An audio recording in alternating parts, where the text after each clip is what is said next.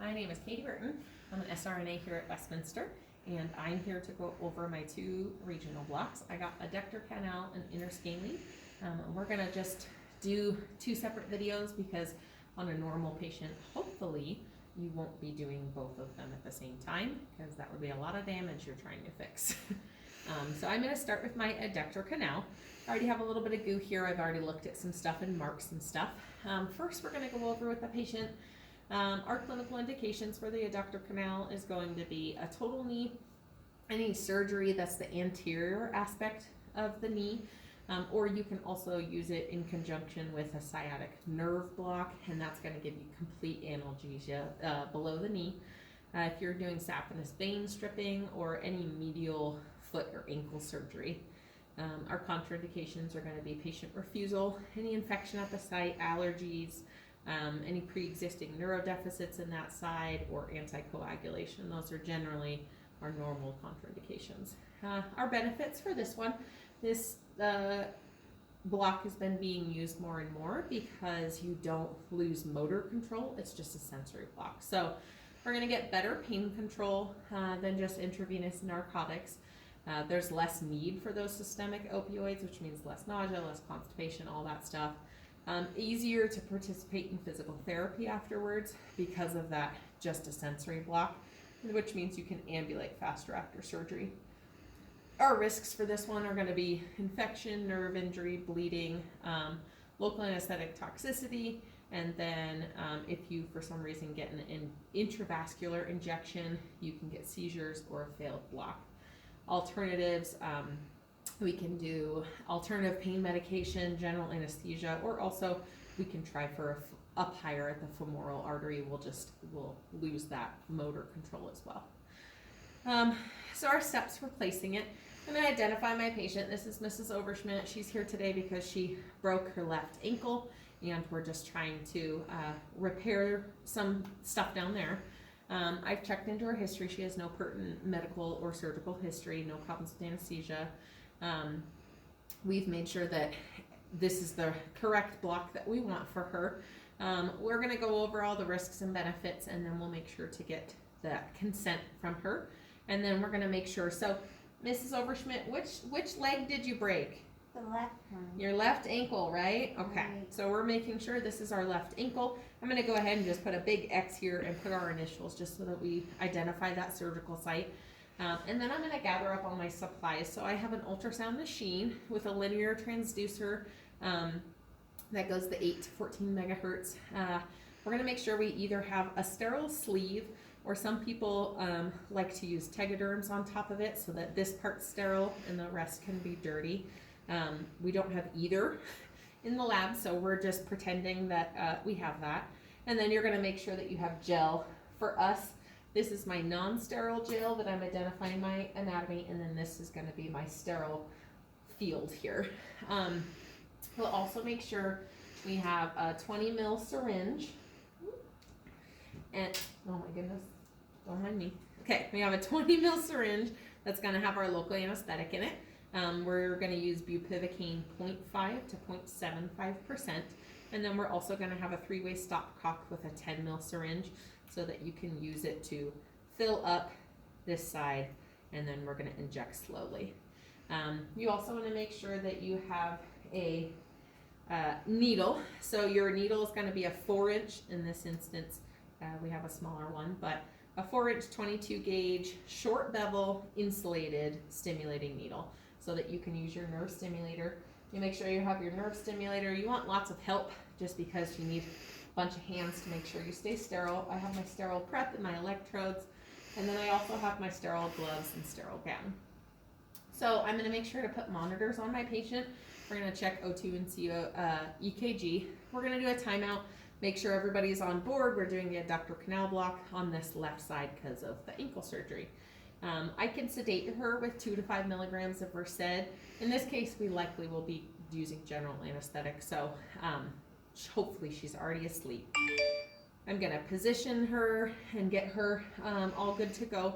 I have her supine, and then I have the leg abducted and externally rotated just a little bit.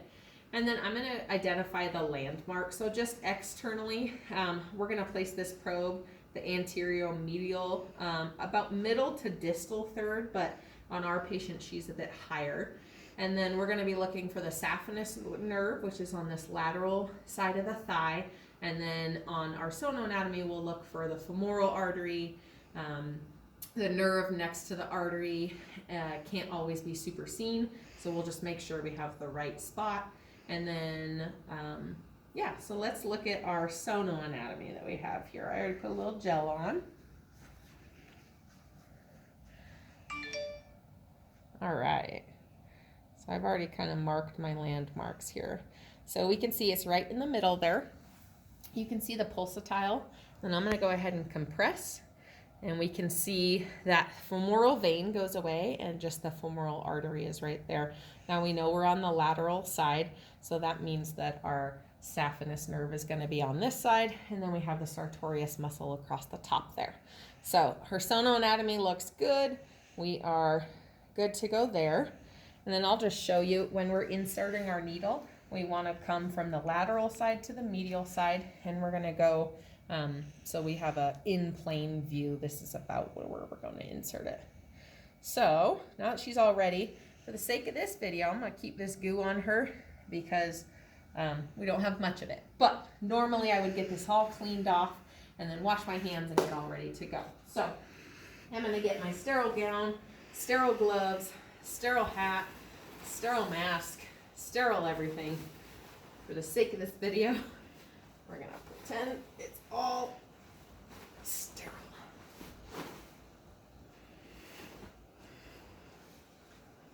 All right.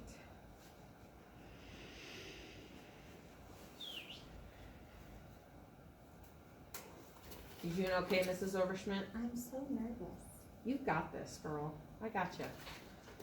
Trust you with my life. Right. Or you're a definite canal block. Okay.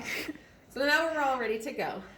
If we wanted at this point, we could infiltrate with some local, like I said, most likely my patient's already going to be asleep, so I'm not going to be doing that. So I'm going to hold my probe here. Make sure that I get my anatomy lined up right where I want it again. You want to hold it with your non-dominant hand. And then now that I'm sterile, I have already had an assistant open this up for me. So I'm going to go ahead and prep the area. All super, super prepped. Okay, so I already had the sterile cover that I put on here. I'm fully sterile. Now I'm going to go ahead and squirt my sterile goo on her. And just make sure my site's all perfectly lined up here. Okay, we look good to go. So I'm going to grab my needle. Hey, helper, will you take that? Maybe. Thank you. Real needle. I'm not poking Mrs. Overschmidt because that would not be nice. So I'm going to insert, like I said, the needle in an in-plane lateral to medial approach. We're going to go towards that femoral artery, and we're going to make sure to watch it. We'll turn the nerve stimulator on to 1 milliamp, and then as we're inserting, we're going to look, we're not going to necessarily get a twitch for this one, but we're looking for paresthesia in the saphenous region. And so we would look for numbness and tingling. If my patient's asleep, then I'm going to have to rely more on my sonoanatomy. But if they're awake, then I can have her tell me, just let me know if you start feeling any numbness or tingling in your leg. So what we're looking for when we insert is we want that numbness and tingling to be there up to 0.4.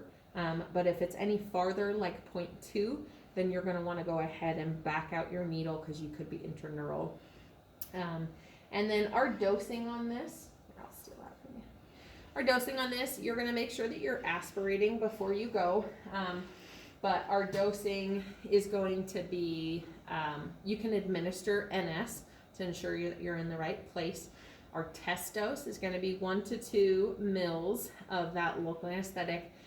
Just to make sure you don't get a lot of resistance, and then make sure that would indicate that you would be an intraneural injection. We're going to monitor for last symptoms, and then if everything's okay, we'll kind of give 5 to 10 mils at a time, aspirating the 4, and we're going to do a volume up to 20 mils just in 5 mil increments. we're gonna give that a little time to kick in and make sure that it's working okay.